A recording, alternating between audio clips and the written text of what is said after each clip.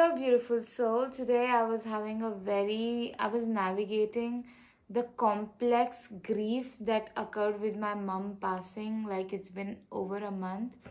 And I wanted to share this for somebody, you know, just watch this video, okay? Listen to the message. When we lose somebody, there is like grief will happen, not like okay, for a week you cried and you are done, for a month you cried, you are done. No, it will just occur anytime. You're like, it's even real grief start to happen after a month, especially, you know and in moments it will hit you like, oh my god, I really don't have my mom anymore. And especially if you, or like whoever you are losing, okay, or like you will start to grieve and there will be blame, like okay, maybe I could have done better to save her, even though you couldn't. But there will be that blame that you might be holding yourself, you are blaming yourself for the loss, maybe the love that didn't last, maybe the person who couldn't make it. You are making blaming it like, okay, that death happened because of me, we broke up because of us, and all of because of me, or okay, this failure happened because of me. It's deep, the kind of blame that we can hold on to, and like a small child, if as a child, uh, we are growing up around a father who were not talking to us properly, we can make it mean that there is something wrong with us. If our parents are not talking with us properly, that means there is something wrong with us. As a child, we cannot think like, okay, you know what, there is something wrong with the parent, that's why they are talking to us like that. They are mean, they do not have emotional maturity. We cannot, as a child, think that way, or a child will not think that way. What a child will think is that there is something wrong with me, and what we think also, that there is something wrong with us.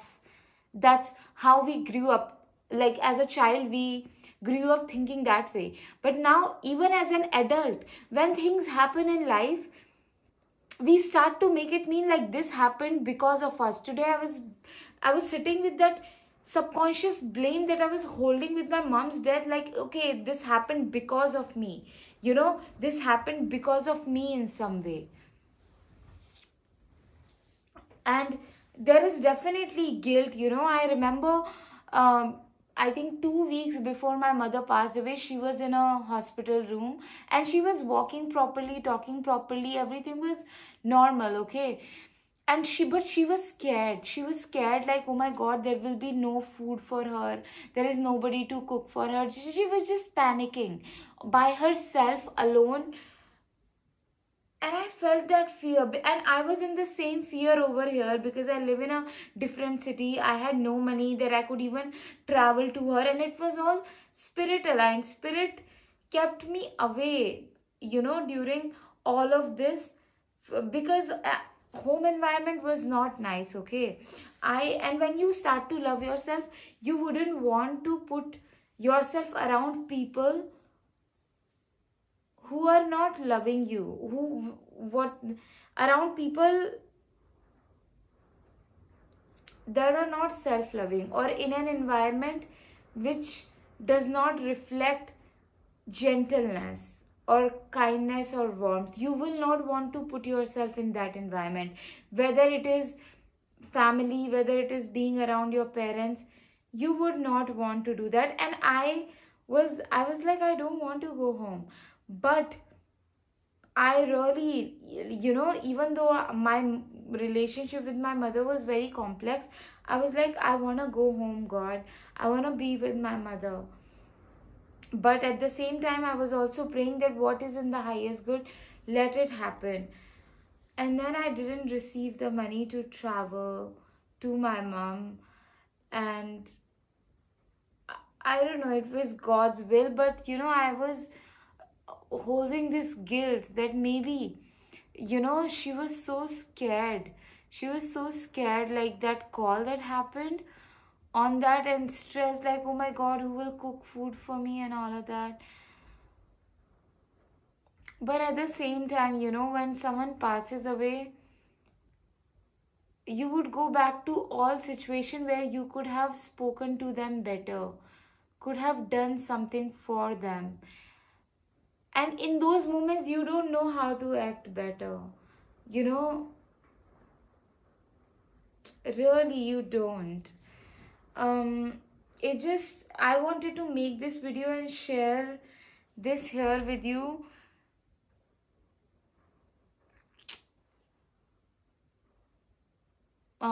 That just be like, really have developed some sort of practice, that you are not holding on to this kind of blame and guilt. This is unnecessary, you know this is really unnecessary. And sometimes, yes, you may make some mistakes, but you have to make a choice to forgive yourself. You really have to make a choice that I am forgiving myself for this. And you may come across that part of within yourself that is like, okay, I am not worthy of forgiveness, that wants to hold on to the blame. But you have to make a choice, like, no, I am forgiving myself for making this big mistake, if you have made any mistake. And like in my situation, my mom's death really made me realize the value of money. Like having money, like not just like money, it's like financial stability, having big cash saved up. And like, really, she was in survival. My mom was always in survival, okay? And so am I. I had always been in survival, but I'm stepping out of it. God is working on me, making me just slowly, slowly, but it is a very tough, if you are going through some deep kind of blame, shame, regret, and you want to process that, you can get into my one-on-one, like, mentorship, 12 weeks. That will be very powerful. For 12 weeks we'll be working on cultivating solid self-love, stepping out of this kind of deep emotions. You will have a safe space, and then learning to, it will just be a very big support that you will be receiving through me if you're going through grief and blame, shame, regrets, anxiety, low self confidence. So, this mentorship of 12 weeks will be very helpful for you. Also, like my one on one session or coaching over, voice note, that will be very powerful as well. Link of everything is in my bio. Um, yeah, and I just want to also mention that I was feeling anger towards doctors as well, like that maybe doctor didn't do their job well. Maybe, that time, it's not just me. I've met many people that get super angry, like this phase when someone, especially when death occurred, no. Have Palo Santo stick with you when you are going through. It will really help you to clean your energy. This is really powerful. Earth, these herbs, these, uh, sage and all these leaves, they support us a lot, like plant spirit, herb spirits. Plant kingdom is here to support human beings, okay? So we have to build that connection and Yes, therapy helps. Yes, so many other things help, but also sage and Palo Santo sticks. It's really powerful. Otherwise, that energy, these emotions, will have a hold on you and will make you like foggy. You will not be able to see yourself or the situation very clearly. So yeah, keep the Palo Santo with you around, and I'm so grateful that the spirit of Palo Santo has been with me. Yeah. Bring magic in your life with my magic paintings. This painting says, dearest God, dearest Mother, thank you for guiding me. Thank you for leading my way.